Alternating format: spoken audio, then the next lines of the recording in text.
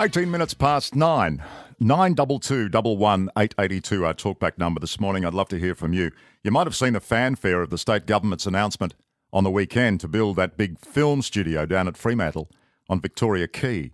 It's a $100 million project and it was awarded to a consortium called Home Fire Creative Industries, the principal backer of which is a mob called Hesperia Projects.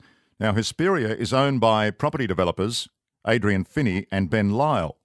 Last year, it made a donation of just over $50,000 to one political party, the Labor Party. Now, there is no suggestion whatsoever that Hesperia has done anything wrong or improper. But, as we pointed out to property tycoon Nigel Satterley when we spoke to him on the program about political donations, the unspoken implication of giving on one hand and then being the recipient of a deal on the other can often be a very bad look.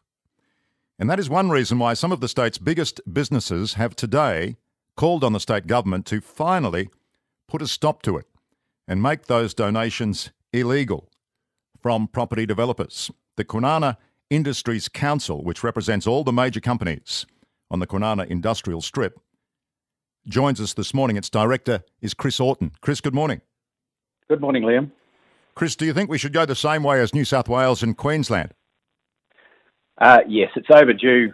The time's right. Let's just do it. What has prompted your members, these companies, to make this call?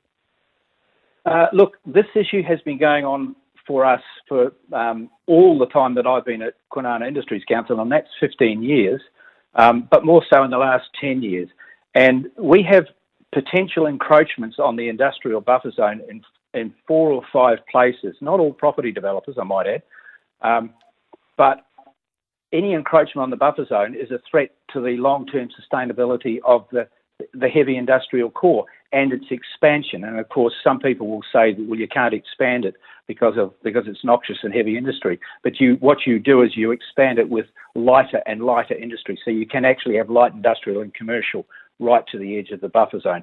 So this is a fundamental issue. Colin Barnett recognised it, and when he was Premier, and he had the multitude of government departments write or draft the Western Trade Coast Industry Protection Zone Bill. And he was putting that, he was about to read that into the Parliament. It wasn't that long before the last election. Yeah. He was about to read it into the Parliament, and then he pulled it. He had the power in the lower house and the upper house. It would have sailed through, and that would have protected the buffer zone once and for all and ended all this rubbish and wasted time and resources that goes on. So why did he do that? ... I don't know the answer to that question. He could probably tell you, or Dean Elder or Mike Nahan could probably tell you, but it has continued on. And with this decision just towards the end of last year to approve this subdivision, which is partly in the buffer zone, is just a shock to us, because that's the thin end of the wedge. These property developers have now got subdivision approval in the buffer zone, partly in the buffer zone. So there's more to come. So that subdivision, that residential subdivision that you were talking about, that got that got put straight into play, as you say, towards the end of last year by the minister. So the minister, Planning Minister Rita Saffioti, came in with her red pen and just said, look, too bad. I don't care what the State Administrative Tribunal says. I'm just going to make a ministerial decision. Bang, that's it, gone. Essentially, that's right. So this is a subdivision that was rejected by the WAPC 7 or 8 years ago. It was then appealed by the developer to the State Administrative Tribunal and was rejected on the precautionary principle. They then appealed it twice to the Supreme Court and lost each time, and that was probably 6 years ago. We've heard nothing since then until this announcement just before Christmas. Okay, so Chris, can I just interrupt, because I paraphrase this for some of my listeners who aren't familiar with the absolute details of this project, because I want them to stay with the subject, because it's an important principle. So in the end, you're saying the Supreme Court in this case for the buffer zone down at Kwinana, the Supreme Court said twice, it's unsafe. But in the end, the minister again, I'll repeat, came along and said, that's it, too bad, the deal's done. We're pushing it through no matter what. So you are saying today on behalf of those industries, by implication, that you think property developers are far, far too close in their relationship with Planning Minister and the Premier and the government? So this is where we have to start being really careful, Liam. My members, we have a perception of bias that the planning system is favouring itself away from straight down the line. And when you have a perception of bias, your perception is your reality. So, understood. So even if there was nothing shonky going on, it doesn't matter because it could appear shonky or it could appear smelly. So in this case, you think that perception could be cleansed by the government just saying, that's it. Let's take the same law in Queensland, the same law in New South Wales. Let's ban political donations to all parties, not just the government, all parties from property developers. Look, it doesn't necessarily need to stop at property developers, but let's start there. But it also should include corporate hospitality. So this is where planning decision makers or others get invited into the corporate box and are lavished with, the spectacle. And if I want to find out who's received some gifts or of corporate hospitality or donations, and it might be a Director General, I have to go and do a Freedom of Information Act application to find out. If you're in local government, they have to put their declarations on the website in 10 days. Now, that needs to be sorted out as well. So you, in terms of the gift register for the state government, for all political parties and politicians, you want there to be real-time disclosure so that if they get a gift, they have to stick it on the website, the register, everyone can see it. That's right. That's what they require local government to do. Makes sense, doesn't it?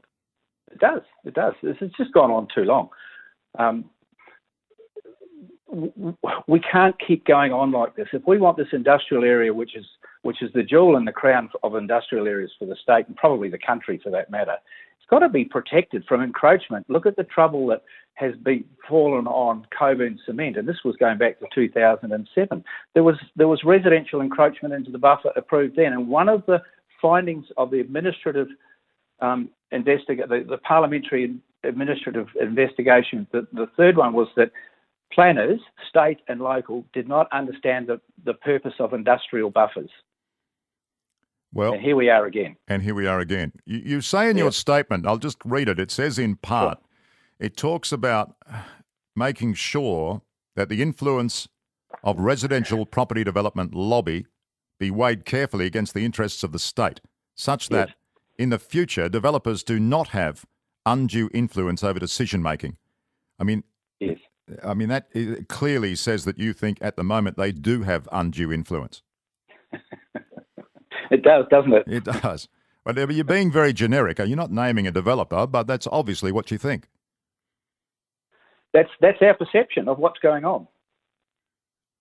Well, that's not good. No doubt about it. Not good for democracy, Chris. Full stop. No, it's not. And Liam, I don't understand, to be quite honest, I don't understand why the CCC hasn't started or perhaps they haven't, I just don't know, but started an investigation into all of this because, gosh, there's a lot of people talking about it behind the scenes, and some of them are senior public servants that I know and not so senior, and under that act, the evidence of inappropriate or fraudulent behaviour or the reasonable suspicion of it must be reported to the CCC, and a public servant that doesn't commits a crime.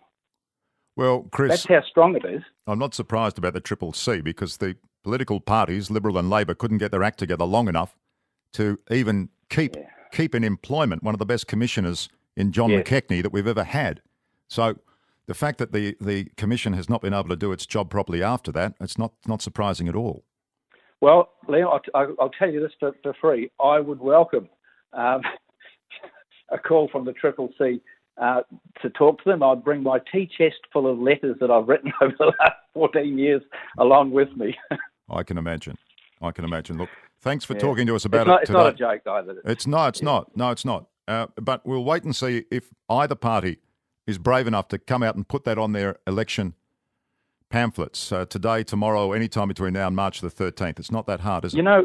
I agree. And, it'd be a really good question to put at the Channel 7 debate on Thursday night, what the positions would be. Yes, it would be a good question. I wonder if it's there, given the network is owned by a property developer. Oh, is it? Thanks very much, Chris. All right, Liam, all the best. Chris Oughton, Kwinana Industries Council Director, the association group representing all the big companies down on the industrial strip. What do you think of that? 92211 882. It doesn't seem too hard from the seat I'm sitting in, but you may have a different impression, a different opinion. 92211 882. We'll come back and take some calls in just a sec.